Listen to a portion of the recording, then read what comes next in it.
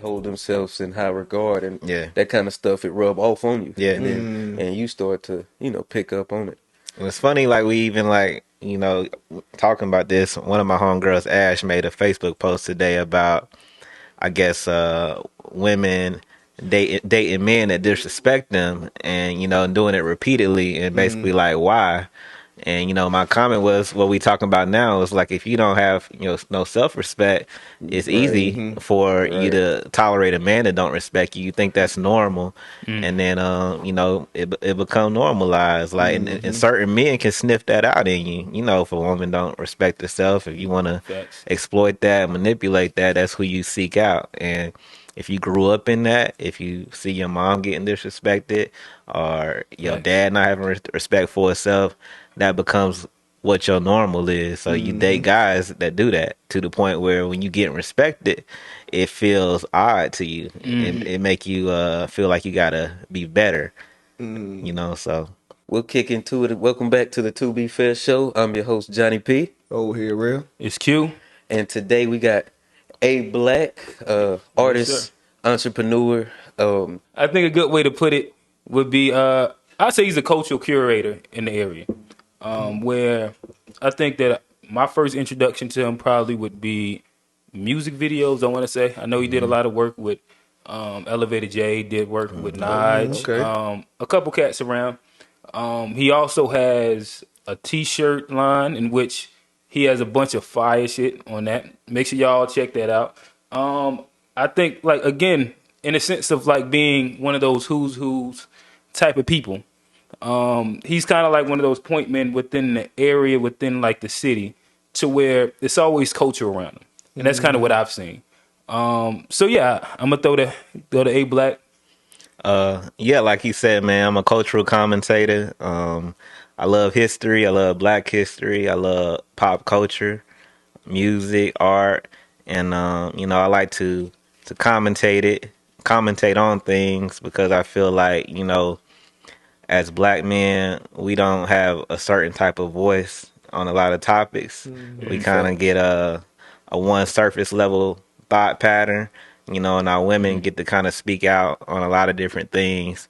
So I kind of just try to, be that balance of articulation that we typically don't have in our agenda, and making sure that we properly spoken for. So No, Dope. no, that's respect, definitely. I think that's something we stand for on this show, as far as Sure. open, just open and fair thought process, just being able to look at things from different perspectives, not being caught up in groupthink. exactly. Um, that definitely is, kind of one of the themes, and I guess that Don't jump in too quick. Hold on, I got a question. And that was a dope intro. Yeah, I just got a quick question. So you said you spoke on about like you spoke about how men, we don't really have that voice on particular topics. What do you think that stems from?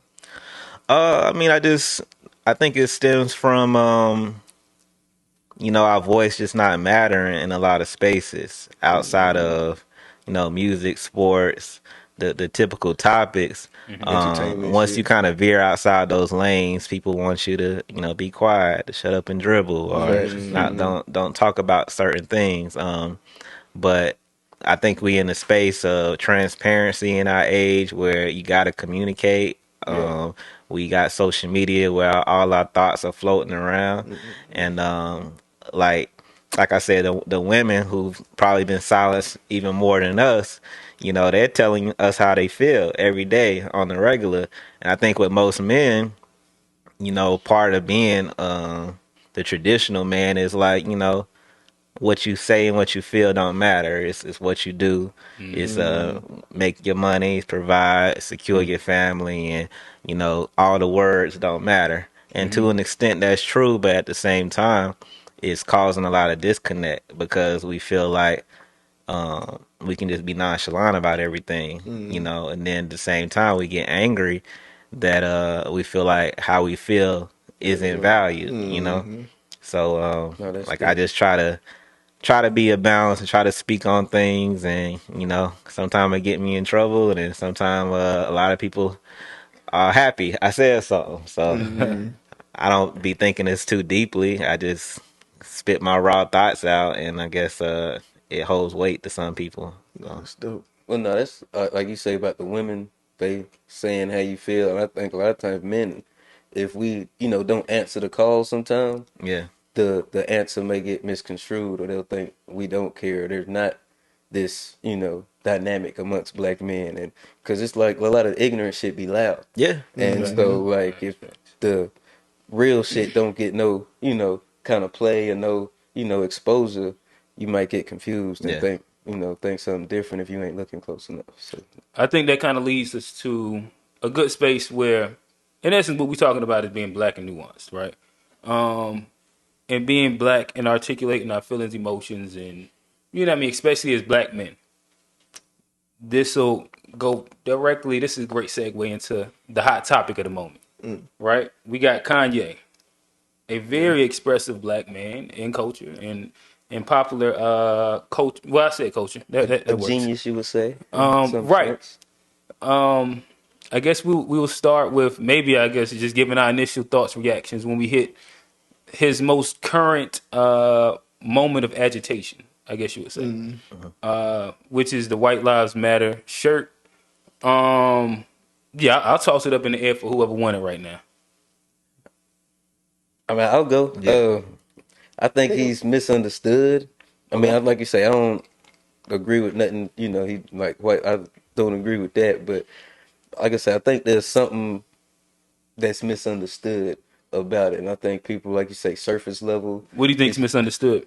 well, I think a lot of time he goes about the right thing the wrong way sometimes, and I feel Okay. like putting on sometimes he goes too far, and Okay. like where you want to defend him, I love Kanye, but sometimes he just like he take it too far, and I'd be like, I won't, and then I just gotta let him, go that far by itself. But I think it's about being black and nuanced. Sometimes you gotta just listen to the message. I don't think he is somebody who has. I don't think he's our enemy. Gotcha. I don't think he's our enemy. I Sure. think he's a I can black agree. man that might be a little misunderstood, might have some mental health, some trauma What was your in his feelings when you life. seen him in the shirt? I think it's stupid. I'm not really gonna Okay. get pissed off. Like I mean, like a black man in a White Lives Matter shirt doesn't really affect me personally. Okay. So you can get me. I mean, it's it's comical. How I can I can see why somebody would be pissed off, but Okay. the road I'm like, that's not my enemy, bro. It's real forces out here trying to hold Okay. me back, and I'm not gonna spend too much time attacking another black person. That's Yeah. just me though. I don't. Yeah. So with me, like, I think everybody that's followed me for a long time knows I'm a big Kanye fan. So I want to like provide context of why. So for me, everybody has an artist that they have a connection with. That's like past their music. So I've been with Kanye since before College Dropout dropped. I had the demo on Freshman a blank adjustment, all of blank that disc. stuff. So every year of my college career, he dropped the album. It was literally like a soundtrack to Okay. my life, to my love life, to my school, my work, and he was somebody I could relate to. I'm not. I don't consider myself a hood dude, a street dude, a gangster dude. I feel like I know how to move in those environments, but it never was me. So when somebody like him came out, I felt like, man, he's speaking to me. I don't No, that's sell facts. drugs. I don't do these things that 50 Cent is talking about. But this guy is speaking to me. So it kind of like formed a deeper connection to me, like not only as an artist but as a person. So I began to like follow him deeply. So when he does things like the White Lives Matter, to me it's on brand. Like to me, Kanye has always been literally the same person. It's just like people love you when you doing what you want them to do in their framework in their box. When he got up there and said, George Bush don't care about black people, that's the same Kanye as today. But we wanted to hear that, so people cheered it on. Him putting That's on a Confederate that's flag or a MAGA hat, or now this White Life Matter. It's all the same, like the same thought process. paradigm shifting thing of like I'm gonna do the complete opposite Yeah, that I of think what the that's masses are kind of him. doing, and I'm going to put a mirror to society, and that's what to me the White Lives Matter shirt just did is like you said, if you think for yourself already, what he does don't move you. You know, you don't have to agree or disagree, but you can dissect. Now, we all got family members that might be homophobic still. Your grandma homophobic, transphobic. You know, they prejudice, some racist, but you don't cancel them. You don't condemn them. You understand that this is how they are. I'm gonna love them because they family, but I'm not gonna condemn them because I don't agree with them. I still be at Thanksgiving. I still be at Christmas. I don't agree with everything my mama say. So this man, I don't expect him to like. He wouldn't be the person that I love if he did everything I wanted him to do. And if I don't have my own mind, I should be able to step away and be like, all right, well, I don't agree with that part, but you know, I fuck with this. Like when he got with Kim Kardashian, when he first got with her, I wasn't with that. I'm like, damn, bro, why you get this hoe? Go get you a beautiful black woman or something, blah blah blah. But I look at it like my brother or a black man. If that was him, and he went and he got to pull up here with a white girl, I'm not about to condemn him and cancel him. Like, all right, you love her, that's what you want, bruh, cool. That don't have to affect me. So what he do is show how reactionary society is and how hypocritical it is. Like the white lives matter thing, all right, bet. We know white lives matter. They ain't getting killed in the street. We was, and they took that movement, and they monetized it, they capitalized off of it. The organization made 80 million. Nobody saw that. No neighborhood saw that.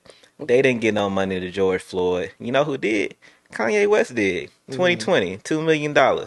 Paid the daughter tuition, gave money to Breonna Taylor. None of that stuff gets pressed. So he tries to play the good role, but that don't sell. The villain, being the villain sells. So he's like, Shout out to Charleston White. I'm gonna get you to react, and I'm gonna show you how hypocritical. So he put the shirt on. Now niggas is woke again. So if Black Lives Matter, look at your top 10 rappers right now. You got NBA YoungBoy, you got Kevin Gates, Lil Durk, Lil Baby. The majority of the content is talking about killing niggas. And ain't nobody talking about Black Lives Matter But they mad at a shirt.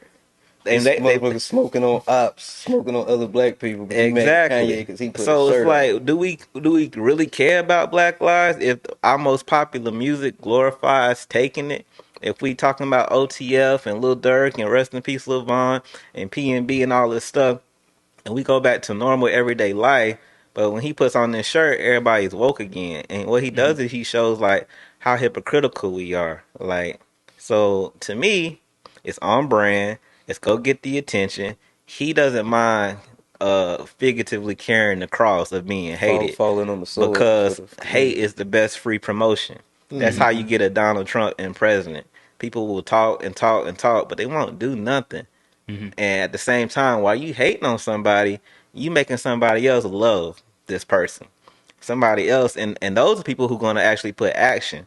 That's how you got Trump supporters and stuff who will go and mass out in rallies while we will tweet and we'll write think pieces on Facebook, but niggas won't get out and do nothing. Everybody wants to be like this pseudo intellectuals online, Right. but the action is, you know, where the action is. You know, Asada Shakur say, reactionary people can't be revolutionary. Because if you reactionary, you always distracted. You know, we talking about Draymond knocking out Poole. We gonna get to that later. Yeah, I'm just saying. We got a good conversation. But just like in general, we always talking about something that has nothing to do really about empowering Black lives. It's gossip. It's rappers, babies, mamas. It's stuff. We don't know nothing about Ukraine. We don't know nothing about Russia. We don't know nothing about the Saudi oil movement and stuff. We don't care about that. Nah, facts. So he puts up a mirror to society of like, y'all don't truly care.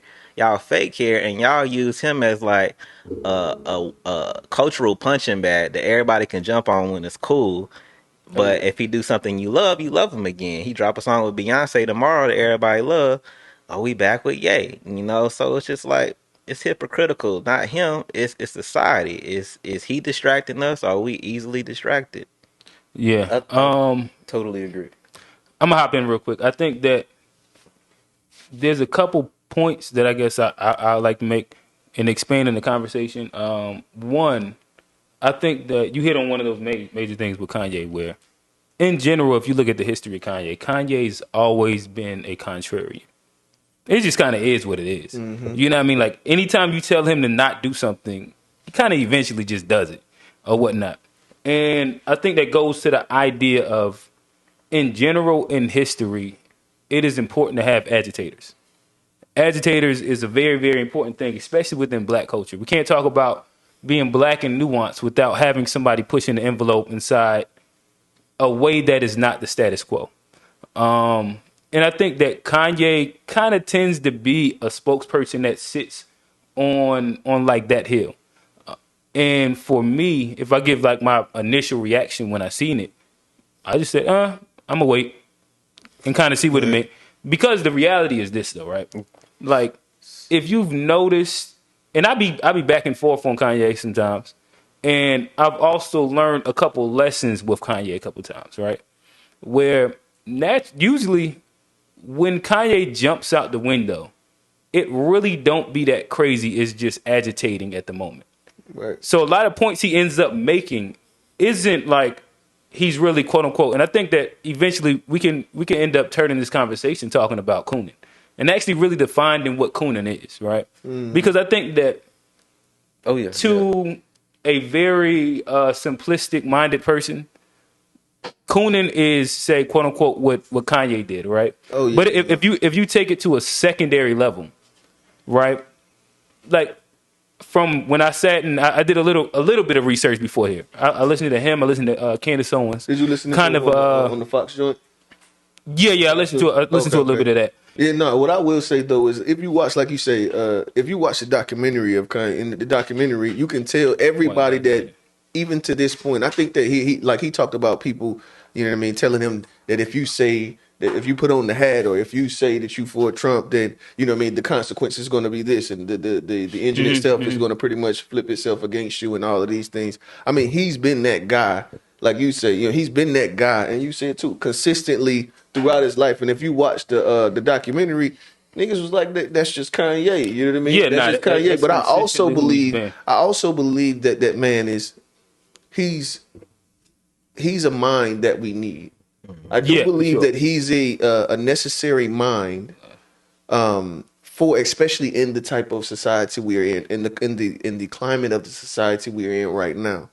Like, the idea, and then like you said, the whole White Lives Matter. Honestly, I felt the same way when I seen it, and then I thought it was a perfect person to be up there with Candace Owens. That's the absolute perfect person to do this stand with. If you're gonna get two black people, male and female, to sit up there Debatable. and do it with. But I get what you're saying. Let me hop in while go ahead. Yeah. Well, no, I think that the point that I heard him kind of express in general, where maybe you could sum it up with tokenism. Maybe you can, like, it's a couple different little words, but I heard him express it in the sense of satire, and that's why I kind of wanted to wait. And to me, in that lens, it makes perfect sense. One, nobody's ever questioned if Black Lives Matter, but then you hear him talk about, like, eventually seeing white. My bad. White Lives Matter. Yes, that's important. There we go. Yeah, we make sure we clear. My bad. Blame the Jameson. But yeah, so with him, he was speaking towards the idea of, like, he'll start going to these places. And we, like, I don't know how y'all feel, but I know that I think people hark on conservative racism, but I think just as worse, if not worse, is liberal racism. And it's like, hey, look at me. I got this Black Lives Matter shirt on too. Your life does matter. Like, hey, why do you have to tell me my life matters? Why like it's a bit of, like, again, I don't know if the word might quite simply be tokenism. Yeah. But in general, like, imagine walking in somewhere where, like, it's not implied that your life matters, but people have to come up to you and tell you.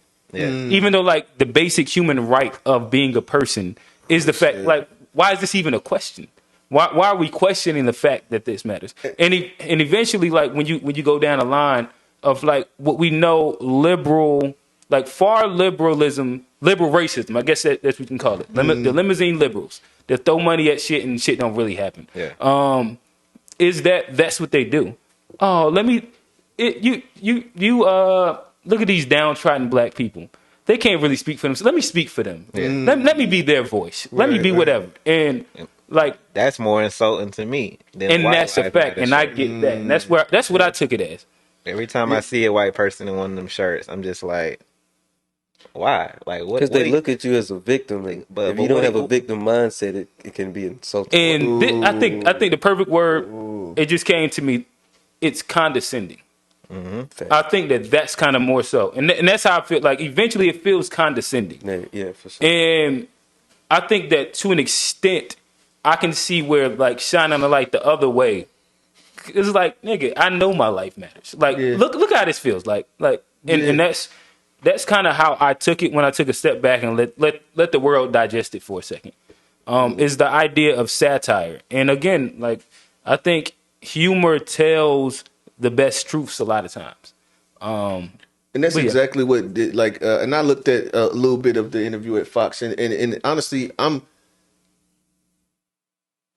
it was great that he did it on Fox, because let me tell you one of the main things he said, bro. It was one of the main things he said. One of the things that like stood out to me, and I was like, oh shit, he just said this shit on Fox News, right? Republicans don't care either. No, it wasn't even that. He was just saying, he said that like, because they asked him like, what do you think that the goal is of this movement where, I don't want to misquote him, so I don't want to say, but I want to tell you just explicitly, not explicit, I can't quote him, but at the same time, he said that the idea of it is because they want to exterminate black people. He literally went on Fox News and said that shit to goddamn, what's your boy name? Tucker Carlson literally sat there and said that. So when you sit here and say, okay, well, he went with the White Lives Matter shirt, then he get on Fox News. And the thing is, he could have very well set that up just to have, to say what he really cared to say at the time. It could have literally been the fact that he wanted to tell us, you know what I mean? Yeah. Tell us like, this is actually what the fuck the plan is. Yeah. You know what I mean? I've been working with and brushing elbows, and I know these people, and I know what you know what I mean? They pockets and how they trying to line their pockets, and what this, with the climate in the social, I guess, diaspora of where we're headed is. And it's literally, and then he also started out by talking about Planned Parenthood. Mm-hmm. And the chick, she came up with the Planned Parenthood, Joan, and he kind of died. And then it was just so shocking to me, which I already know, like that's a conservative talking point too, like the Planned Parenthood thing. Yeah. But he literally, and I you know what I love about it? It's so don't put me in a boxy, because I hate boxes. That whole Republican, Democrat, fucking this, that. They love to try to throw you in a box. And he literally went up to damn Fox News and let them hear some shit and then he drew the line, and this is one of them interviews where you can't say, oh, he just crazy. They can soundbite some shit, which that's how they usually gonna do it. They're gonna soundbite some shit, but if you literally sit there and listen to it, bro, it's like 2 hours. So I ain't get to see the whole thing just yet, but bro, he literally connected the dots from like starting at the Planned Parenthood, and then like the questions he literally like, if you sit there and then let a soundbite get you this time, that shit's got to be old. Well, the thing is that it's already got people this time. Like I forget that they chopped one thing where he said like, why do you think why did you wear the White Lives Matter shirt? And I think he might have started the question or the answer to the question with like, well, they do. And then I just seen that chop right there, and didn't catch the rest of like him explaining and all the rest of the shit. But why do I need to explain anything? This is a fucking fact. Yeah. Well, I think that if you take that specifically in that context and without any other thing, and this goes to like just one of the things I think him and Candace Owens both struggle with this thing in general. I think that it's messaging and making sure that the messaging is clear enough for a 5-year-old almost, because to an extent, like, we say that we're not a monolith and that whatever, but in general, most times it's low-hanging fruit in which black people fall for when it comes down to like a lot of propaganda. And with Kanye, he gets caught because he makes a lot of really good points, but it's the low-hanging fruit part where it's able to get clipped out and like this one thing sounds out of context. The slavery is not a choice thing. But then, like, we can go in, like, we can have a real conversation and put it into context where this actually makes a little bit more sense than what he's specific, like just that specific thing. In which I think that, again, like Candace Owens, I'm gonna be honest and say I agree with like 85-90% of the shit she talk about. I ain't going that high, but she definitely, you know what I mean? You have to go outside of like when she has a little moments when she's Coonin, you have to really sit and talk to me about be right. what you disagree with. I agree. And that's what I'm saying. Like it'd be like 80-90%. I don't know. I don't even know if there's a person that I can say I've heard them talk long enough and enough for me to say I agree with like 80. We can tap back in it because I like a lot of her major points just be the general points that we talk about here. And I mean, in general, I think most black conservative speakers, there's fringe things that you end up not liking, but I think in our hearts, black people, we tend to end up erring closer to being conservative, but we be tricked into thinking that we're supposed to agree liberally. I think you got to ask the questions in the right way, like, you know what I mean? If you just ask black person, like, you know what I mean, give them certain questions, and this is not even you know what I mean? Don't paint it like it's like an intentional to lean left or right conversation. I think that a lot of us would probably be a lot more right than left. Yeah. I guess we'll get a final thoughts on this to A Black. Yeah, man. So Kanye is suffering and expressing through untreated bipolar disorder, and it's untreated because when you at a level of success he is, and you taking medicine, you check yourself as like, why am I taking medicine? I'm a billionaire. I'm a successful Grammy winner. I have a successful business. So like he says, you can't tell me nothing. So he gets off his meds. He goes on these spirals. But any like, therapist, my girlfriend's a therapist. She like calls this stuff out all the time. He's definitely dealing with bipolar. So I look at things from the lens of a black man first, and then a creative. Like any one of us can be him. But at the same time, we keep trying to put him in this box of what we would do. But we don't know what he goes through because it's been very few black men to reach his level.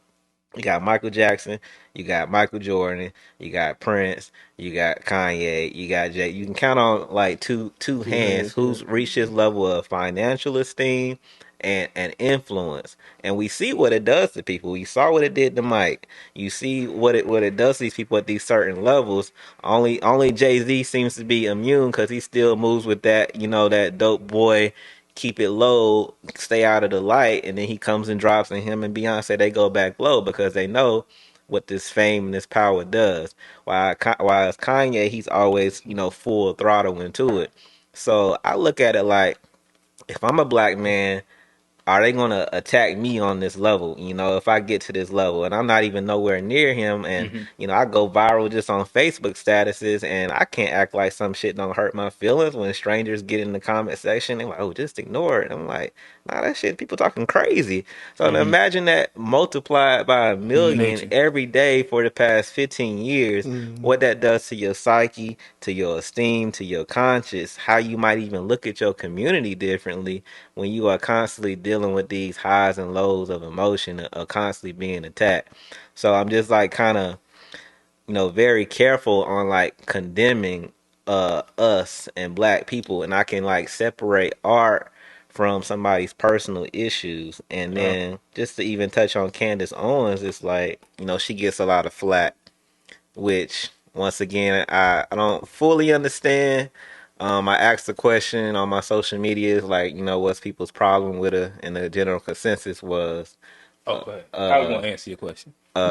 oh yeah, well, people are saying her message is dangerous, but I'll let you go, and then I'll say. Yeah, I actually don't think that her message is dangerous at all. Yeah, me. I think that she had like she hits on a lot of two-parent household, building the family back. Accountability shit. She's also heavy on accountability. Yeah. I think that's what motherfuckers hate the most. Oh yeah, not for sure. Not want to be accountable for shit.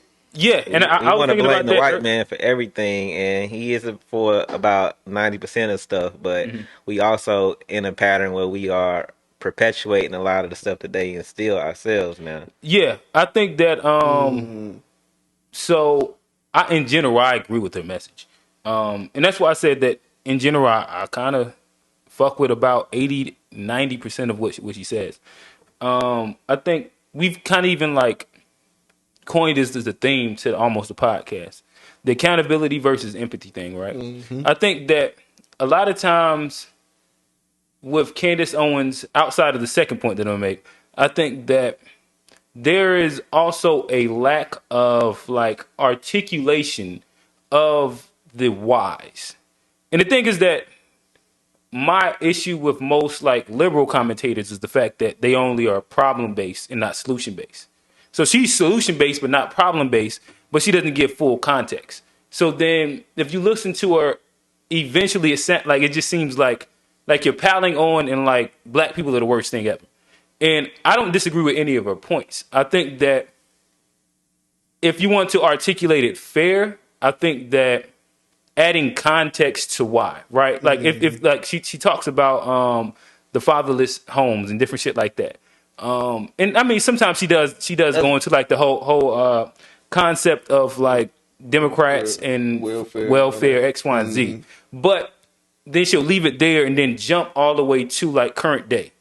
And then I think that there's more nuance to actually be articulated within that. I think the other part is the fact that Candace Owens in general, and this goes back to my idea of like, sometimes you have to make your messaging, like, so you don't have to make anything. But if you think your message is important enough and it will change lives, you have to make it simple enough for a 5-year-old to digest it. And I think that her message is powerful enough to where if people actually were able to digest the majority of what she says, and not the things that get her attention. Usually what gets her attention is the fringe things. And then like, see me, I'm gonna actually sit and I like listening to things I don't agree with in general. So then I'm gonna listen all the way out and be like, oh, I get it. Most people aren't like that. What kind of pushback? My only pushback against that is like I get what you're saying as far as you do at some point you can't just keep on piling on. But if you listen to her in long form, I think she does give context in some form of where she's going. She may not, give it enough. And I think it's very easy when we talk about just headline type, news in the 24-hour news cycle for the people that want you to be against her and that are afraid of that message to frame it in a way to where it's looking like she may be just cooning. I just think she makes it really easy sometimes. Yeah. Extremely easy. But it's I don't think she makes it easy. I think it's just a hard thing to have these conversations because you say make it palatable for a 5-year-old. A 5-year-old, most things that they market to 5-year-olds aren't really good. So you like stuff that's gonna be good for like your vegetables. Like you're supposed to eat vegetables, but there's no like kids don't like that. What the kids like, they like the fruity, the high base cereal. Yeah. So like to say make it market palatable to like. I don't. A lot of these high level stuff, you can't just dumb it down. Well, no, I think that even if we go with like that vegetable thing, right? I think that you would then say that vegetables have bad marketing. Vegetables are really healthy for you, but kids don't fuck with vegetables because of like it is not quote unquote made cool to fuck with vegetables. And I think that in general, like her message is the vegetable. So if we want to actually get kids to eat vegetables, how do we do it?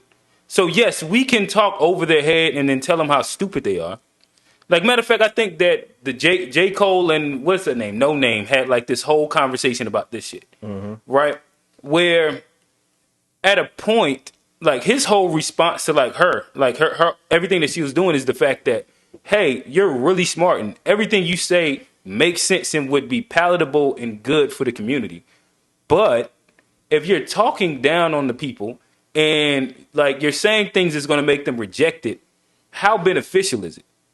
And that goes again to like, do you want to be right or do you want to actually change? Yeah.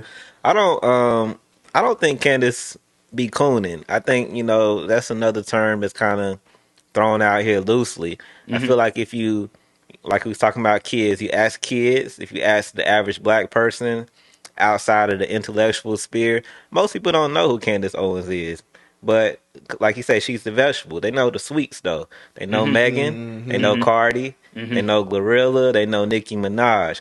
To me, they coon. their message is more dangerous. Lizzo playing a slave master flute in front of white people. Like twerking. That's She Coon'n. did that. You know, them shaking they ass every chance they get. Yeah. That's Coon'n. And you know, they put it under the guise of empowerment, of liberation, but depression rates are soaring, insecurity is soaring. Women are going under the knives to get bigger booties and fake booties. You got Nicki and Cardi arguing online, or JT, about who's real, and all of their appendages are fake. So to me, Bars. those people don't get challenged or no pushback. They get uplifted because that is the mainstream message that they want, and they don't want little girls to know who Candace Owens is. And if she's wrong, then debate her, then say what's wrong, and push the conversation further. They want to keep shit surface level, keep you twerking, and keep you under this thing like you liberate. But then when you go to Italy, when you in Rome, when you in these places, and some white people walk up to you and ask you, "Hey, can you twerk?" You gonna be offended, Right?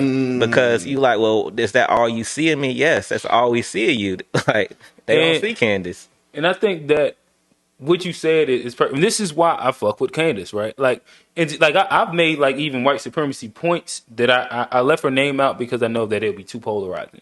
But in general, I think that with her in debate format, she's exceptional. She's really good. Like we could take like one of the ones that most people remember is like the whole little panel revolt with Killer Mike, T.I. and all that shit, right? Where you seen. And if I think that we can kind of start turning it towards this whole Coon'n shit. Where honestly, if I look back and when I look back at the conversation, the Coon'n was T.I. Oh yeah, that's crazy. And then, But I think that in general, and this is why I say her message is amazing, but she's been made to be a villain because of, I think that in general, her messaging when it comes to being palatable across the board, to where like what I'm saying is important and that I need y'all to actually get it though. I think that is like that's where she struggles at. I think Charlemagne the God, he says this also. Like he says that Democrats struggle with messaging. Facts. Or whatnot. You know what I mean? And I think that this is an extent like another version of that where sometimes it's not even like the message, it is the messenger. And this is where, again, just to go back to that point one more time, the 5-year-old thing is that even if you start with agitation, being able to give like a simple like explanation and then like your long form, I think that there's power in that as well. I think we're in a good space right there. Especially because we can keep on going back about the vegetable versus the sweets and how to market it. But I think where we're at right now is one of the topics we have as far as the black inferiority. And it's like, why don't black people, I mean, we ain't got to get into it, but it's like maybe some of the questions we're having is it black inferior? Do we look at ourselves as inferior? Not Tone. Johnny, before we move there real quick, let me know if it's cool. I think that... No. Damn. All right. But Coon'n. We brought up the word like twice or 3 times. I think that we gonna touch on the black inferiority and we can connect the dots. I think that the idea of defining Coon'ing and what Coon'ing looks like to us is an important part of this conversation. I think that to an extent, like Black just did it. He just called. Oh, you did? You defined it? I feel like he did it in a did it. That's why I want to find it. I mean, if you look at the traditional sense of Coon'n, whether it's blackface, whether it's, bulging your eyes out in a room full of white people where black people can't sit in, it's evolved into, some of our mainstream acts and our mainstream artists. So I named the female acts. Even if you look at, like I say, Kanye brings out the hypocrites. You look at somebody like Boozy. I love Boozy, but at the same time, Boozy is a coon. And so when someone like Boozy speaks out on Kanye, it's like it's hypocritical. Cause I'm like, so I guess this is the nuance that I like to dive in with the Coon'n word, is the fact that I think that it's so loosely used when we don't agree with a perspective. And I see that used inside like a very targeted way. I think that's the most times that we hear the word Coon'n. Yeah, and that's we that's don't why I agree want to with make the sure that we kind of perspective. expand the conversation. Yeah. No, I actually Okay. when you was going into it, I agree with because it's pretty much doing something or saying something that's to the detriment of the community for your benefit. Yeah. I think that's literally whether it looks like all you doing is shaking your ass or all you doing is talking about killing niggas. Like it's all counterproductive to the advancement of the race, and it's literally for your own personal gain. You won't let your kids listen to it, Yeah. but you'll give it to our kids for your benefit. Let me ask you this: going back to the whole Kanye and the White Lives Matter shirt, if the Black Lives Matter people who started that organization were they coons? I don't think initially it was, but I think But they took a bunch of white money. people get involved because you have allies, and what white people going to do, they're going to find a way George to Soros capitalize. actually found Black Lives Matter movement or not? I don't know if he founded it, but Did he heavily fund if it? he purchased or funded it, I believe that. I Okay. think it started off as a genuine movement, and then like everything, they found a way to make money. It also was in the middle of the pandemic where niggas didn't have shit else to do but protest. Like that was the only time you can go outside. So everybody was woke for the time being. Like you had a lot of energy to get off your chest, and we kind of channeled it into that movement. And so what these companies did, like instead of fighting against it, let's embrace it. And now you got Black Lives Matter shirts in Target. Now you got it on cups in Starbucks, and now everybody's making money off of it. Well, my thing is that there is a difference between the movement, and I don't think people who agreed with the movement. That's when I say is it. I'm not talking about the movement, but when you talk about the corporations and them giving money, a lot of that money only went to a small group of people. And then what did they do with that money? Oh, you talking about the organization, the organization, movement, and the organization. You know, and I think that's a good baseline when having like the Black Lives Matter conversation. Is to make sure that we talk about the difference between the movement and the organization. And this again goes back to my messaging thing: is that Kanye said a very truthful statement, right? But it was so vague that it can be misinterpreted. Where he said, or misinterpreted, where he said, Black Lives Matter is a scam. When put like that, like you can run and take legs. Because most people will just associate that with the actual movement. And then that's when they're going to kind of attack. And that's what they're going to hold on to. And then not listen to anything else he says. Where we can actually like look through documentation and talk about how it's actually a scam. But that's not palatable to like 5-year-olds. You can't like break it down and like that nuance. It's hard to market that nuance to where it's easy because these are high. Or if you just say the organization.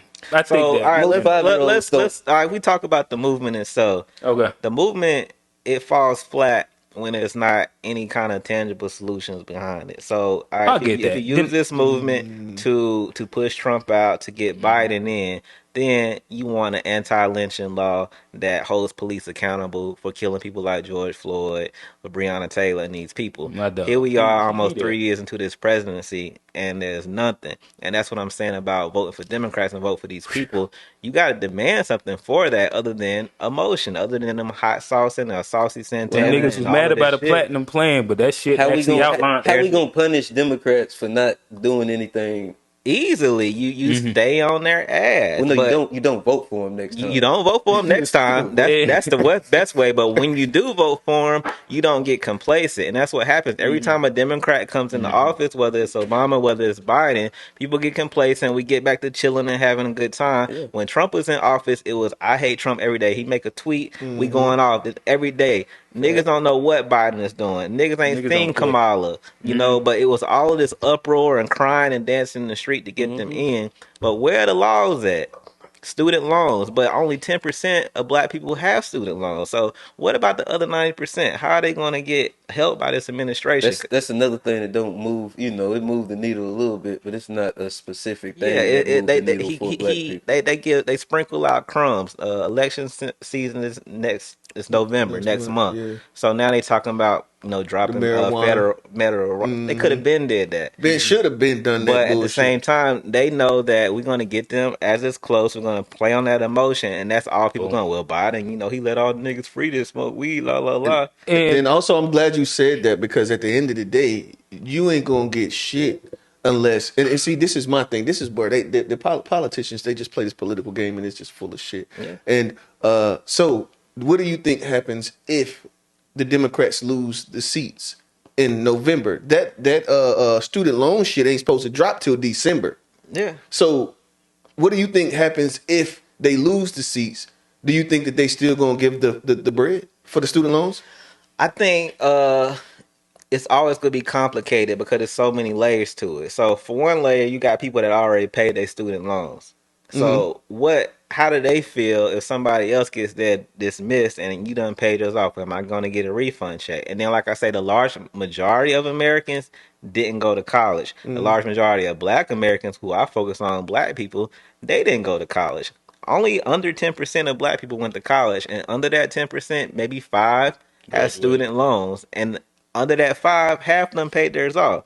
So you're not really helping a large part of the So hold on, masses. you said Well, did you see? I saw where they said gotta they've read already up on that. changed something about the forgiveness plan to where it's a lot of people that's not going to qualify for it anymore. Well, they got some legal issues going on. Yeah, with to where people, like they already oversold it, and what's actually the benefits of it, even for what it was. they can put out headlines, and most people won't research it. You have people that would just run with that headline. Well, Joe Biden, he getting rid of the loans, but where?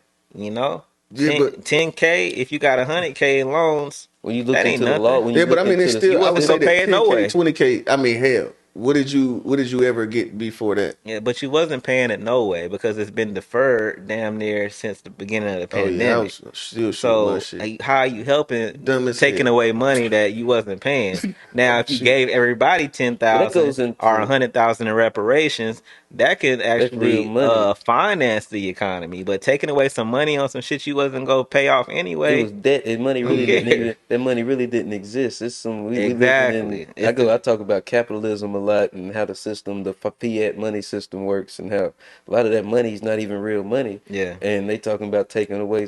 Oh, this was your PPP loan. But Okay. that's a little Right, that was that's the a little PPP different. loan. But no, that goes into a lot of the problems we're I talking wish I about would have did one of money them now. and how we're. Shit, me, yeah, damn. And then I'm Yeah. here, I wait. The banks is like forgiving them Jones. I was just Yeah. looking at AOC yeah. talking to the banks, and they was talking about how like, yeah, nah, most of the joints are getting like full forgiveness. But that goes into that goes. I just like to talk about my capitalism Y'all thing niggas. and I'm how, about to stop putting my hand up. and how we get. I'm gonna just into start the- interjecting like I and used how to. we get My bad, go into ahead. and how we get into this space of where like black people are, Yeah. the Coon's because they're taking the money, but we're living in a greedy ass capitalistic society to where the poor people are just mirroring the behaviors of the rich people, and it's all about the dollar. And we're living in a society where we got selfish ass people, even in the black community. They don't care about the community. They just gonna do I got whatever my loans clear, matter so fuck about everybody them. else. So Nah, it that's a goes fact. to the system and the bigger picture of we, But that's just my conspiracy theory, big thinker, shit. At But the end of the day, man, ain't nobody gonna say black people but black people. To think that any old white man, whether he Democrat, Republican, would care about you, to me, in 2022 going into 2023 is insane. When history has shown there's never been an old white man that looking out for you. Ever. So, like, that's why even Fuck when that trickle Kanye was down running for economics. president, people thought it was the craziest thing, and it was, but that's another thing I admire about him. This man could have stopped working 20 years ago and lived for the rest of his life, but he continues to strive. But for somebody to actually run for president, get like 3% of the vote or whatever, That that actually makes a difference. that should be like some inspiring shit. But to think that I'm gonna vote for this old white dude and he go look out, like, why? He has 75-year-old a white dude. history of being racist, but we can kind of absolve that and like, oh, he changed, but nobody else can change, But Joe Biden, he changed. Although he's been telling you who he is, for decades now. He been in politics since before any of us was The born, crime bill. and calling us super predators and locking niggas up and shit. I ain't never voted for a white man for president. All right. So how many times you done voted, my nigga? Right. This This nigga ain't votable. Right. Hey, no, I But since I was 18, I ain't missed one. before we I guess Just ain't vote for no jump all the way off of this. I think that one, you made a good point earlier. When it came down to the Black Lives Matter movement. Yeah. I think that's again, I'm here to make shit for 5-year-olds. I think that when you sat and talked about like the movement, I think that it is important that as Black people we get to the point where we understand that diagnosing the problem is not like the end of it, and that's something that we've been really really good at. We'll diagnose the problem and then we'll march and say the slogan with the problem, but niggas don't really line up solutions. Yeah.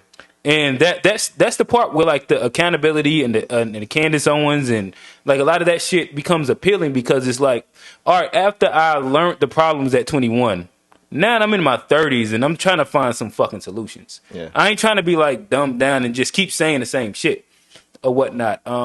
But I would say that building on that, I think a baseline, right?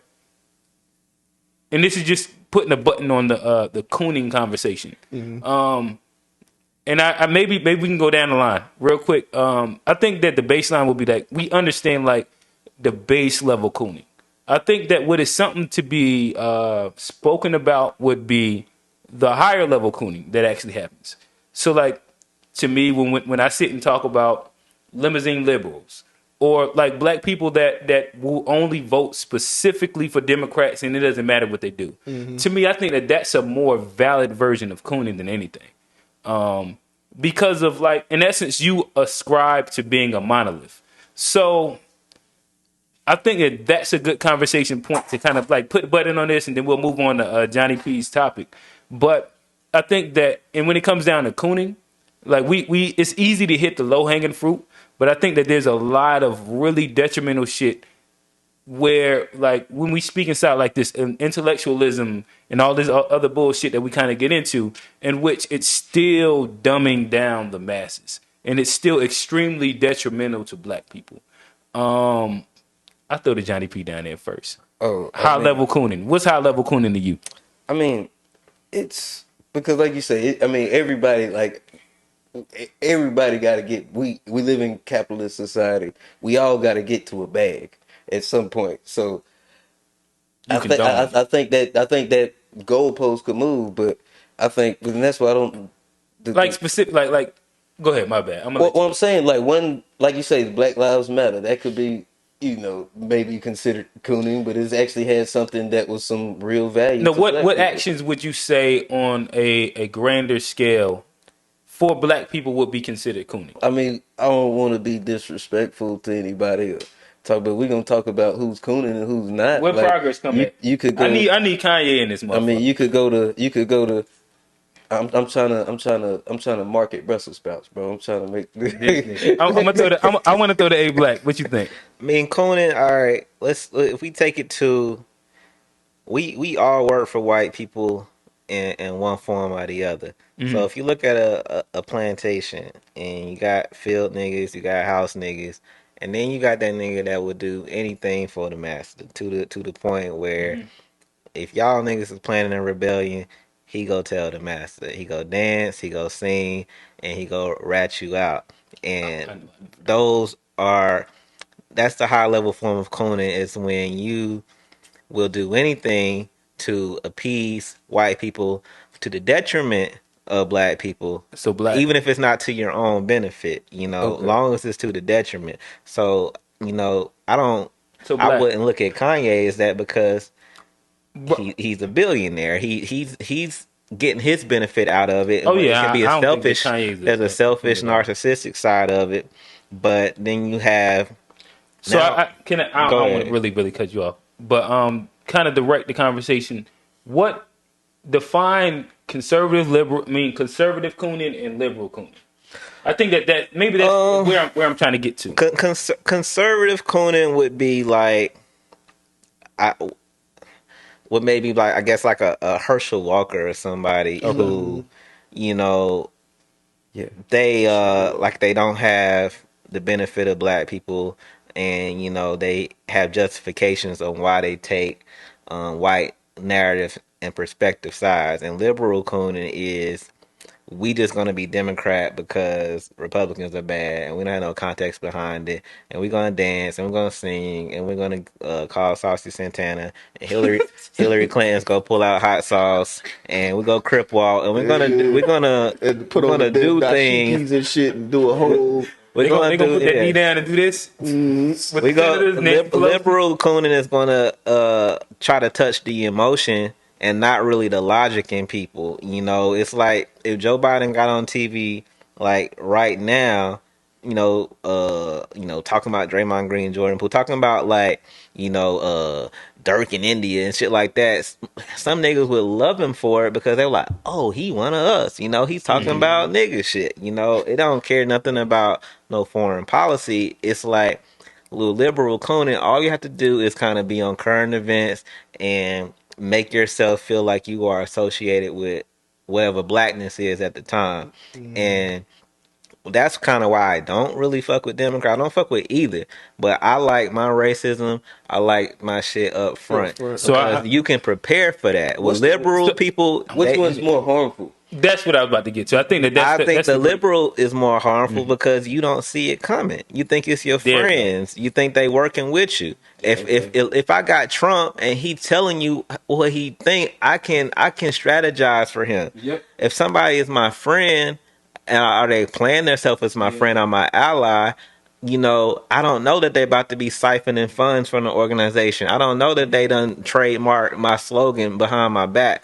I don't know these things because I've gotten comfortable and complacent with them. And to me, that's the most dangerous form because you don't see the snake coming. I'd rather know it's right in front of me, and now you can prepare for war that way. You know what somebody is, because they are presenting themselves that way. So, there's an author. I don't know if y'all ever heard of John Henry Clark. Oh yeah, And yeah, for he sure. says the only friend you have is in the mirror, in the sense of like, there's never gonna be no allies for you because they don't want to see us rise above them. They have white guilt, they have things, but they can be your friend because they don't have nothing to lose for it. Their place is still going to be the same. They can put on a Black Lives Matter shirt, they can take it off, they still going to be white at the end of the day. Their reality don't change. It's always ours that's kind of like, teetering on, struggle. We go back to slavery. We go get freed. Or, what's gonna happen to us? We only 12% of this population, so it's like it's always like they don't really have to do shit for us.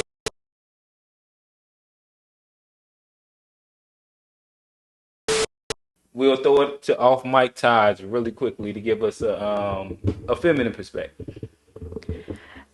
I guess what I'm going to say is, being that I grew up and I have a very close relationship with my mom and my dad, the way I view relationships are different. Like when you look on Instagram, you see, oh, well, if he don't make, I don't know, I'm going to just throw a number out, 100K a year, then that's a non-negotiable. I don't want him.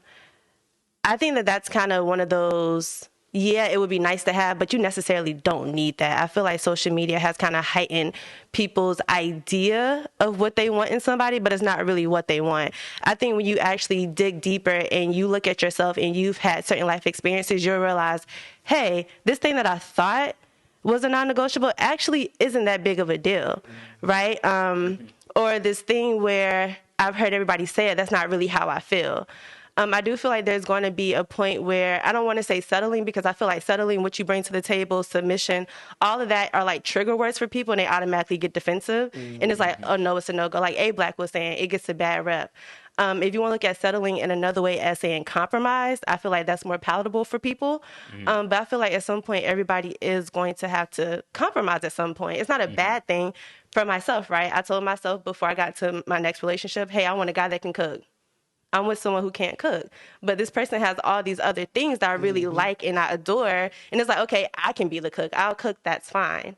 But that's not like a hard non-negotiable. I think a hard non-negotiable for me would be like if he had a horrible relationship with his mom or sisters and things like that. I've been in a situation where that relationship was fracture, and therefore it was a fractured relationship between me and him. To me, that's a non-negotiable. So I just feel like when you actually dig deep and realize what it is that's important to you, what you want, does this person align with my values, with my thoughts, with my ideas, or whatever that looks like for my future, as far as family planning, or if you want to go into business with your partner, whatever that looks like, I do feel like there's not going to be one person that's going to meet every single requirement. That some people have like these lengthy lists that are just ridiculous. It just kind of like figure out the core values that you want in that person, and look for someone who has those values and that aligns with you. Character. Yeah, just it's shit that's not of the world. It's literally internals. You know what I mean? It's all in. You know what I mean? The shit that's inside. What makes that person? What that is character and character flaws. It's like, is your character flaw something that I can deal with? You know what I mean? Those things. It's not about like, cause nigga, you can go from making $30,000 a year. Hell, matter of fact, motherfuckers go from working at McDonald's. You can literally go from working at McDonald's to being a police officer. I'm not saying that you're gonna make no hell of a money being a police officer, But it's but a I'll jump say the in pay difference grade. in between the pay. Yeah, so like that's literally a thing you can do. You can literally just join the military and take your tax bracket up. You know what I mean? Oh, Not no, saying that fact. you're gonna make no lot of money doing that shit either, but I'm just saying. So like using these of the world concept things to say that I'm not gonna do this based on, bro, that shit is stupid. That's why. And then to think that you're not going. The thing is that like you say, settling is a word that is. And the only reason why I wanted to use the word is because it's used so loosely. Yeah. It's so loose. It's everywhere, and people are still steadily saying it. And that's just like all of these other buzzwords. They're toxic and fucking narcissist and all these fucking words that they just You didn't know if you were a man, you a continuously- narcissist? Huh? Said you didn't know if you were a man, you a narcissist? Hey, must be a fucking fact. Oh, But one thing I can say is it can't be, because I know plenty of women. Mm-hmm. I don't think women are told that they're selfish enough along their lives. I think Bar. we know like niggas ain't shit. Men are selfish. We hear that shit our entire lives. But literally, women do not hear that shit enough. Like, and it's becoming a time where like, and I ain't trying to bash women. Like, we love women. You know what I mean? Hell, having a woman on the pod, that literally gives us like another fair layer. perspective. You know what I mean? And hell, she makes the whole flow of everything better. Mm-hmm. You know what I mean? And I just want to add on that as far as like the whole settlement thing and why so much constant uproar. I feel like a lot of people are chasing an experience that they've had before, and that's why they feel like they can't settle. So if you've had a man with that's a heavy one. you had a man with money before, Good. that's your new expectation of what you got to have. Even if he treated you horribly, you got to have a man with money again because you've experienced that life. You had a girl with the fattest booty, and she domed you up when you walked in the door, and she cooked, made your sandwiches. Niggas trying to make a Frankenstein. Now you constantly chasing that experience, and I can't settle because of what I've had before. I need to have that again, even though it wasn't the most healthy situation. I've tasted that life, and so now why would I go backwards? And that's a lot of that going on too. But that goes to like knowing yourself and like knowing who you are in the moment and how you've evolved. Cause like everybody, we all 30 plus and been out here. But like if you grow, past that, like you can't just go back and try to chase like the old you, especially if you know that you've evolved. If I've had some, a chick that had the fat ass and, she was a rude person and didn't align with what I want, I can't go back and try to chase that. If I'm looking for somebody that has good character now and everything, I can't just be blinded by like physical attraction or whatever it is, or whatever, because this vice to go for men or women. So whatever Johnny P. the thing is. So as our resident single man, are you willing to settle for a flat ass? Y'all tried to get me on that on game night. Y'all tried to get me with that one on game night. But Go ahead, right? y'all tried to get me on game night. But I think A Black got a role. But All right. So before Johnny P answers that, just want to give one more time to the one of the major cultural curators of Charlotte, AblackTV. For sure. Follow him at AblackTV. Yeah, I just want to know words. just thank y'all for having me, man. It's Oh, we appreciate you coming, dog. good to be around smart black men talking about these conversations. It's very much needed in our culture. Beyond the sphere of comment sections. So I love it. Anytime y'all want me again, Pull up, bro. We here every Sunday. Back, bro, I for definitely sure. come through. But yeah, unfortunately, I gotta roll out. Oh no, hey, we understand the logistics or the logistics. So, it's a I fact. appreciate you for coming, bro. Love you, bro. Be blessed. Appreciate you coming, dog. So before you get on Johnny P, Rel, you said something about not enough women are told they're selfish. I feel like women, we intuitively know we're selfish. It's just hidden behind entitlement. Like, oh, well, I'm a woman. I deserve this, so you should do this for me.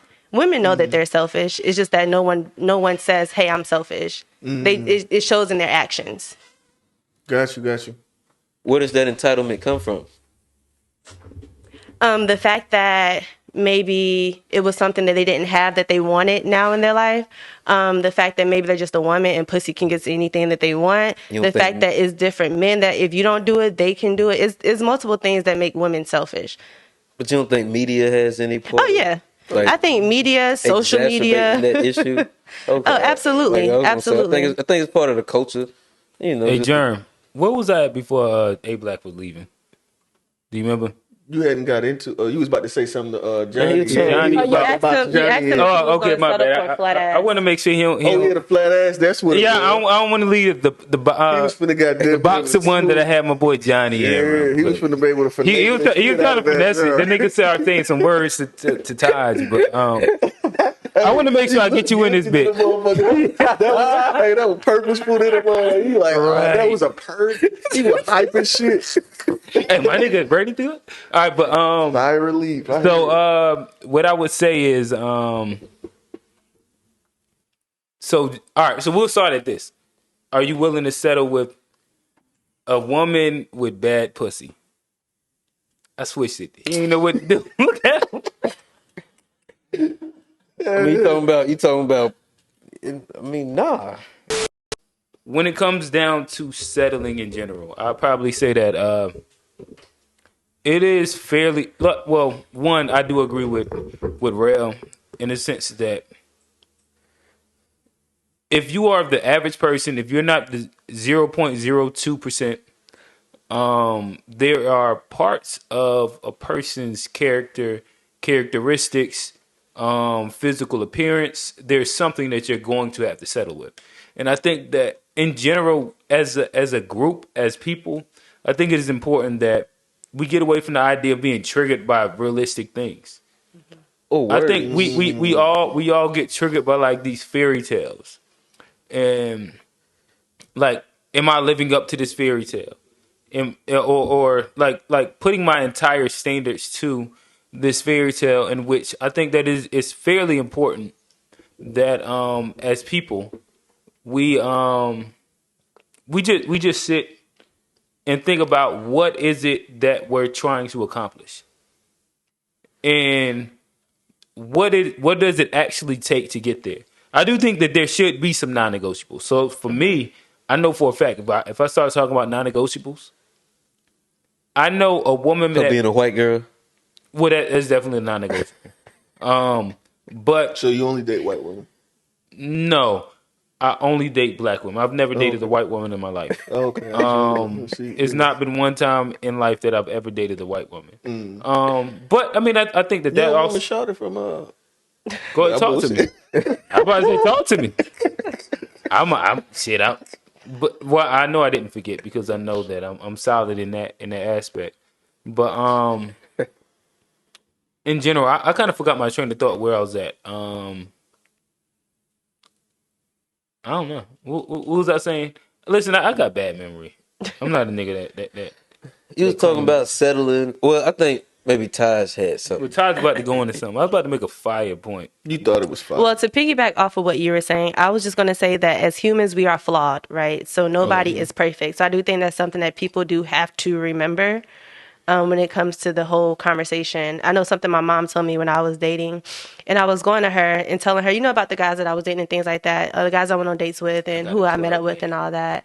And I would talk to my mom about like certain things that to me I didn't like, and my mom was like, Taj, you're literally going to miss out on a good man because the shit that you're worried about right now isn't even that big of a deal. Like, if he can cook, that's not a big deal. If he doesn't do X, Y, and Z, that's not a big deal. Like, you're really going to miss out on a good person being so picky. Even if you look at Netflix, they have a show called Indian Matchmaker. The Indian Matchmaker, she would go to each person that's looking to be married. Each person would give her a list. She will let them know, I can't give you everything on your list. I'm going to do my best to give you about 70 to 80%. The other 20, not a big deal. So even looking at it from that aspect, there are going to be things that the person you go into dating thinking that you're going to get X and you end up with something better than that, or just something that isn't even irrelevant. Like I said, cooking. I can cook. Like, that's irrelevant.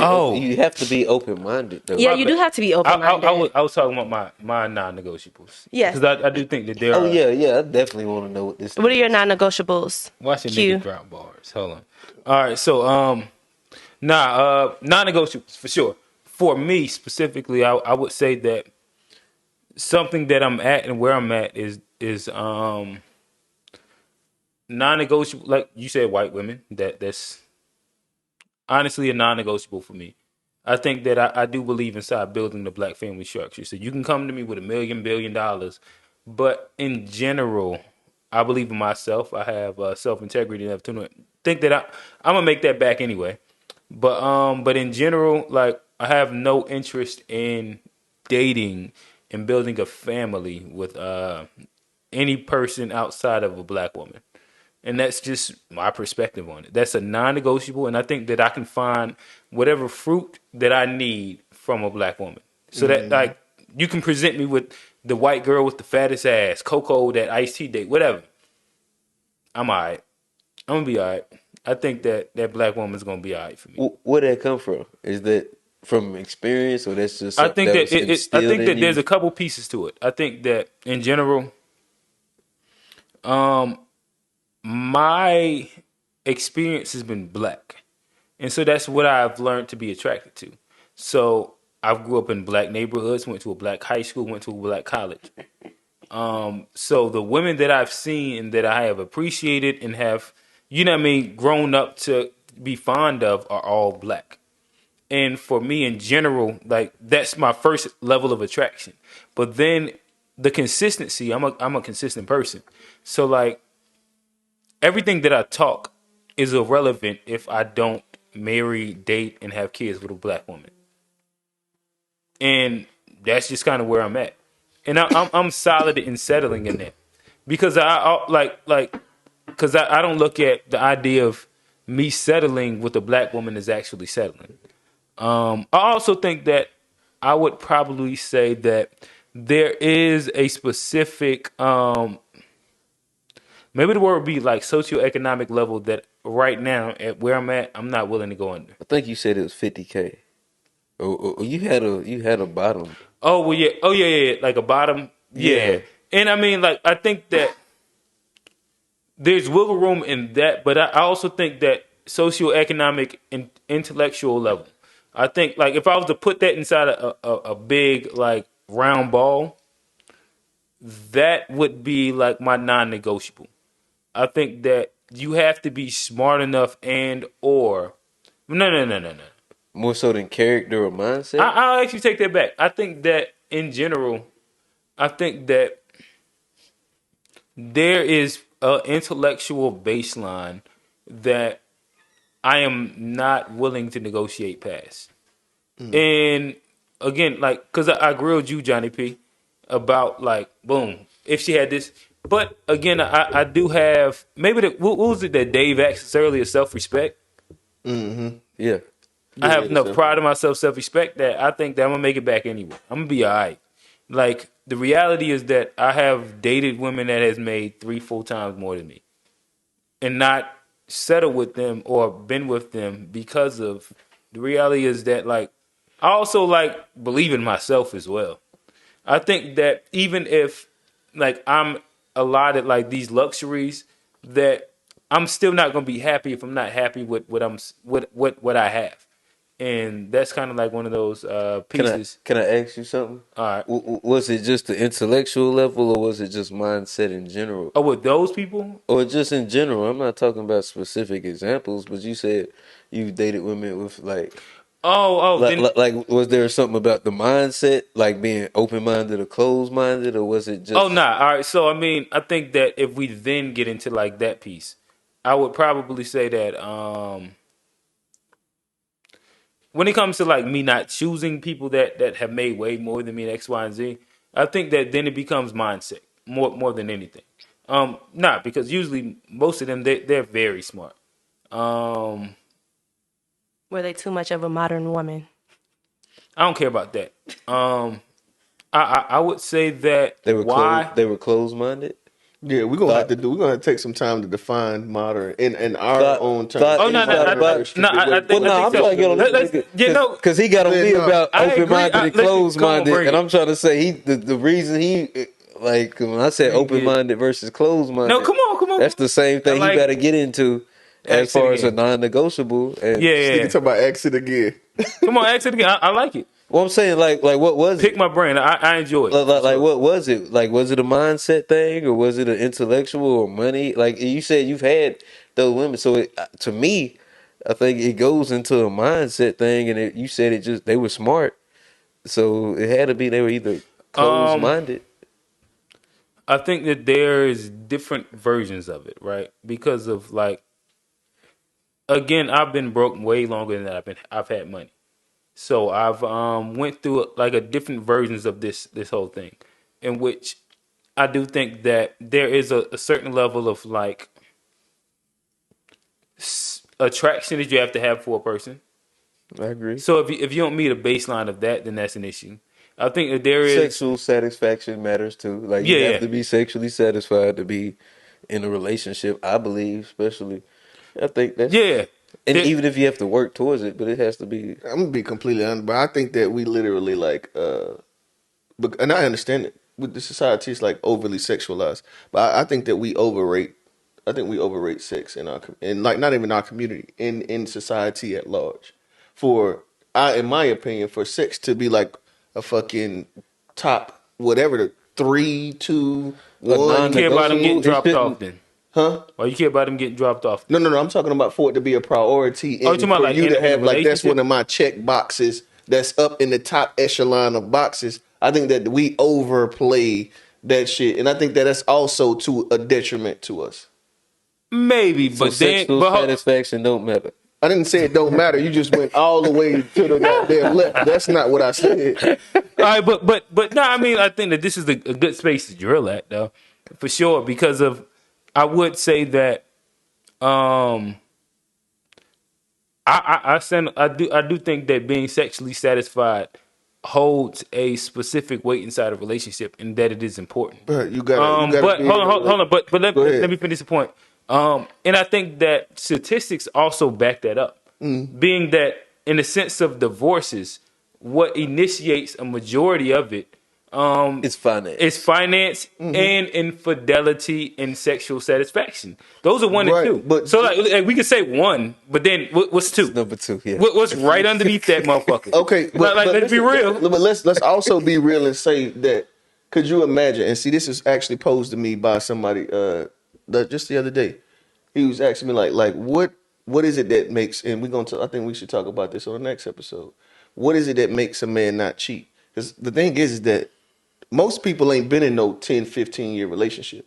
So you don't know what it actually entails to have sex with the same person and not cheat for 10, 15 years. So it sounds good to say that sex is at this top place. It sounds good until you done had the same person for 10 years and you ain't went in steps outside of it. So you putting sex all the way up here in a place to where it shouldn't be, and then you'll see. Let longevity and these things start to break themselves down, and you'll see how. And I mean, I'm not saying that I'm right. Just because I've been in a long-term relationship, I'm not saying that I'm right. But what I will say, is that anything can get old. You can buy a 2022 right now. In 10 years, that bitch is gonna be old. And you can have anything right now that 10 years from now, anything, name it, anything. You can have anything right now in 10 years. unless you the value starts to become in different areas of it, that shit's gonna get old, and you're gonna have to respark. And you know what I mean. I've been through all of the you know what I mean. I ain't gonna say all of it, but I've been through enough to be able to attest in my personal life. So I'll go back to Quint. All right. I ask you something, but I'll go back to Quint. All right. So nah, I think that we're inside like an interesting space, for sure. Where I would then also say that there's a couple layers to that. What you're asking is like 10 years down the line, are you sexually satisfied? X, Y, and Z. I do think that there's a baseline where if you're not satisfied early, that you're not going to become even more satisfied in general. I think and I think that there's also this thing in which we sit and think about people as monoliths, in which some people like there's like an LGBTQ community. There's like this whole like spectrum of sexual expression for a reason. Where like as a person, you might not enjoy sex, and then another person might enjoy it at a different capacity, or like different things, or different dynamics, or different whatevers. So I think that in itself is its own like thing to unpack. In which, again, the fact that divorces are initiated the second most due to like this whole thing. Bruh, niggas is weak, bro. Well, It ain't just Folk niggas. don't have. It ain't No, just I ain't talking niggas, about black women. people. I ain't saying black people. I would It ain't just niggas. It ain't just men, women. No. Nah, What I'm saying, bro, people and it's not do black not people either. want to go through anything, bro. People be actually thinking that, like, these, bro, we literally.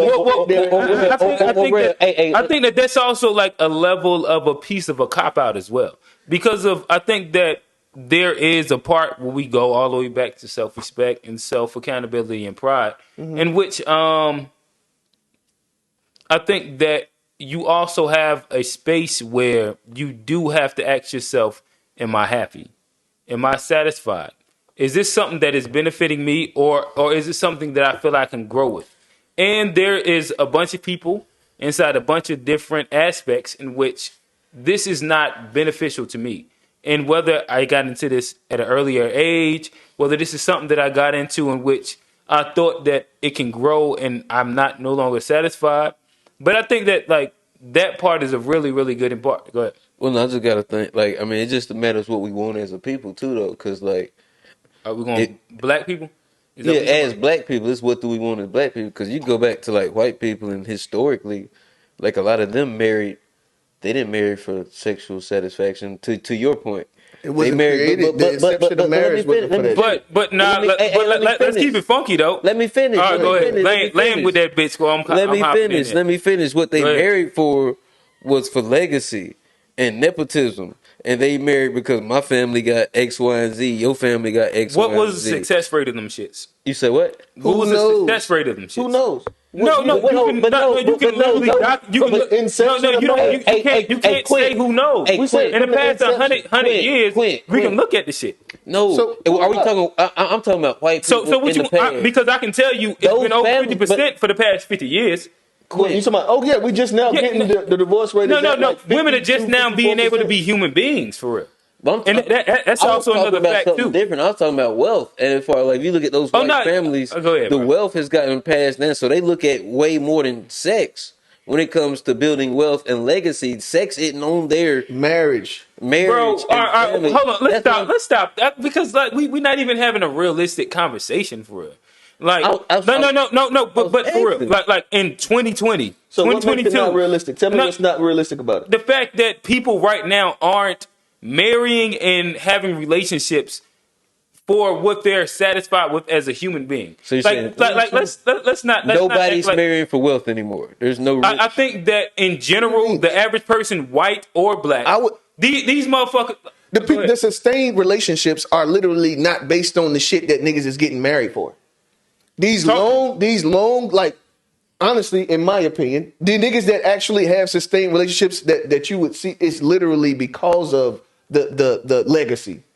The sustainability for the long-term marriages generally.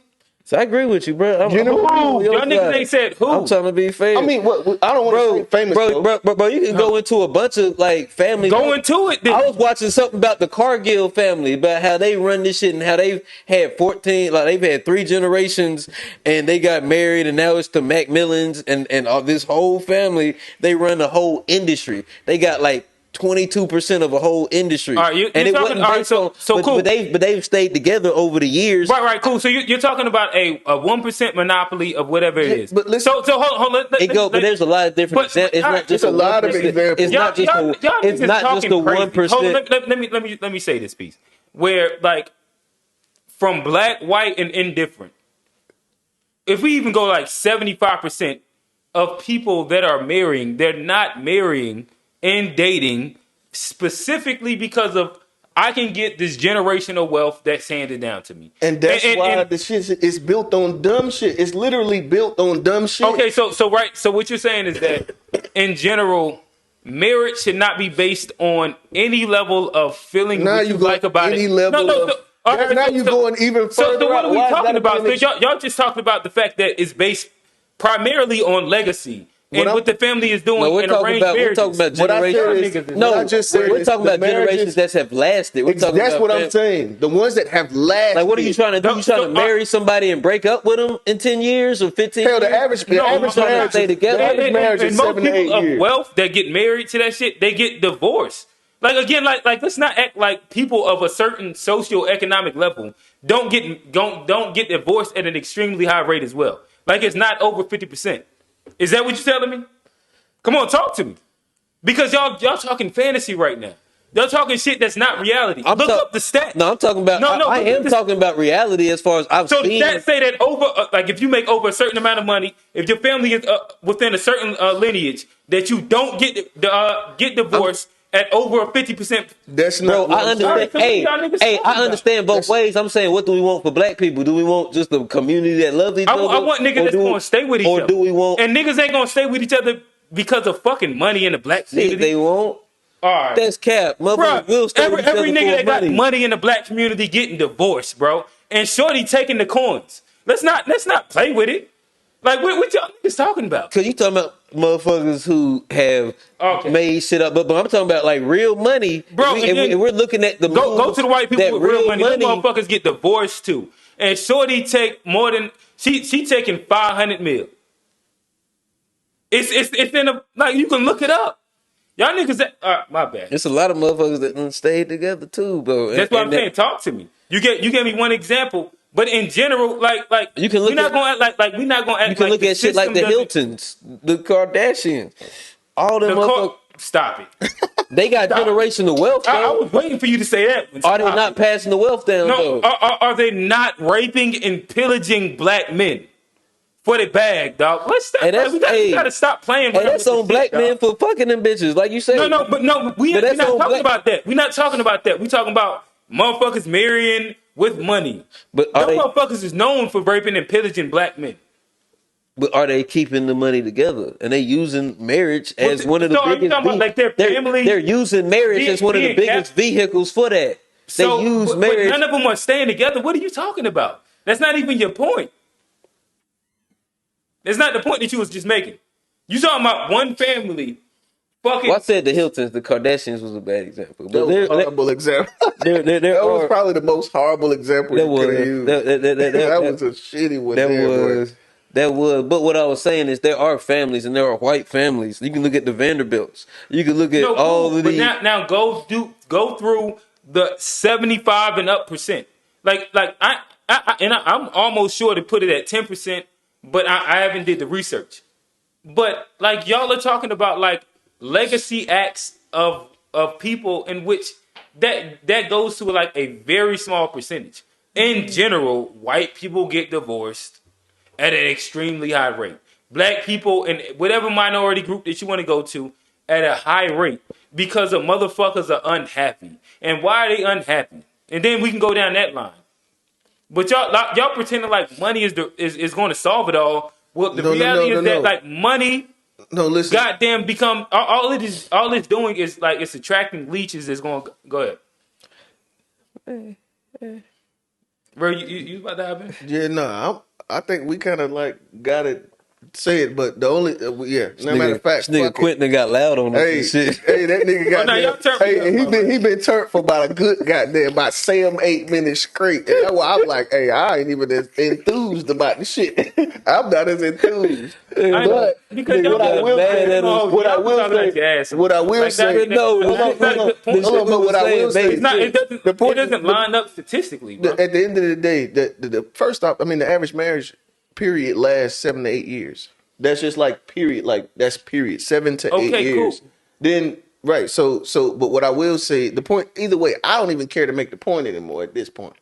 But let's just say, in my opinion, you will have a longer lasting relationship built on legacy versus fucking. Hey fellas, I think that'll be a great point to put a pin in it and take it to the positive takeaway. I can hop in, unless one of y'all want to take it.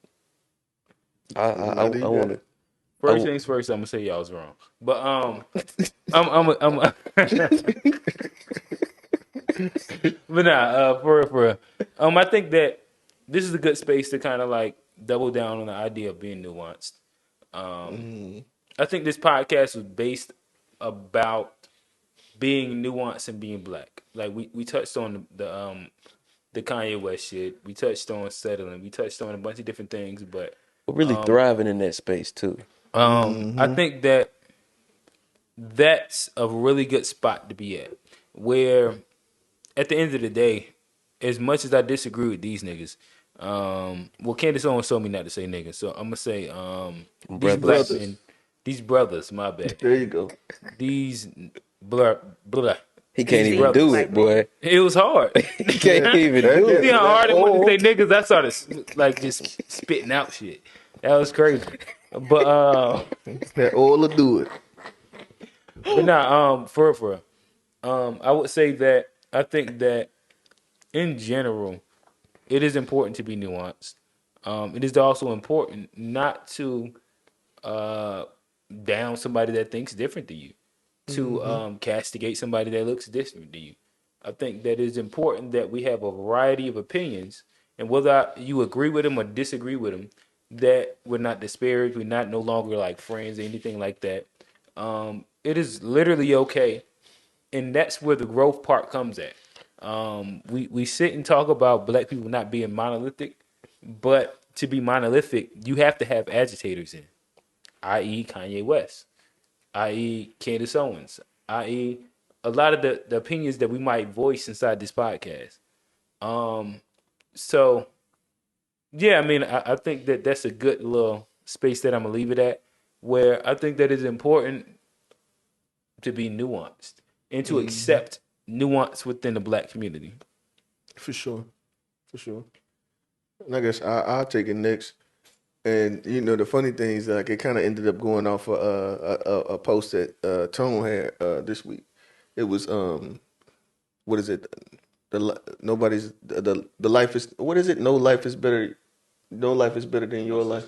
No such thing as a life better than yours. J. Cole. He was quoting J. Cole. Yeah. And so like then the love yours, when he posted it, I was like, damn, like love yours. That part right there was a big part, but like the love yours is like was a big thing for me. It's a beautiful song. Because you can, hey, that's goated shit. He got some goated ass. That's a beautiful song, bro. It's one of But yeah, like love yours, like, and then that goes into like the whole idea of like, I'm not gonna settle, or you thinking you settling with somebody is, you know what I mean, at the end of the day, like the only thing constant is changing. That's life genius. And that's fair. The thing is that like you can say that you settling this year. Next year could be a completely different thing. The year after that could be another thing. So I think that we may kind of check ourselves out of the race before it actually really gets started. And it takes time, especially in relationships and things. Like even in brotherhood relationships, like it takes time for the relationship to show its motherfucking value at the you know what I mean? Its most value. Its most value may not come until a couple years down the line when you realize, like, damn, if I was ready to bail, It's like a seed. You plant that shit. You water it. Yeah, like literally. I think we're too quick in the culture and the social media. The culture of everything right now is like, I outgrew this person and I outgrew this and outgrew. Bro, come on, man. You Like, so quick to write your friends somebody, off, oh, bro, like you ain't like that, and then it's okay. It's okay that you not like that. especially when they black people too. It's like we supposed to be in this community and you just writing. Yeah. And I guess I'll just leave it at that, man. Love yours. And that kind of, no, that's. I'm glad you said that because they build into mine as far as I just been thinking about, just the importance of black friendship too. Because I got friends that I've been friends with for 30 years, 20 years, 10 years, 8, 9 years. So, and I see the value in all those friendships, all those relationships, all those connections that I've built over the years. When it come to holding yourself accountable, those tough conversations.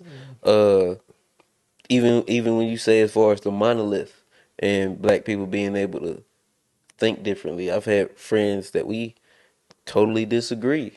You might think one way, I think the other way, but we still friends. We still understand this. What we arguing about. We got black shit at the front of our mind. You might think our best way for liberation or freedom or whatever we looking for looks one way. I might think it looks another way, but at the end of the day, we understand that The goal is the same. the goal is the same, no matter how you say it, no matter how you what. And I think it goes to black friendship because I got black friends that like no matter what I say, they know what time it is when it come to me and this black shit or this community shit.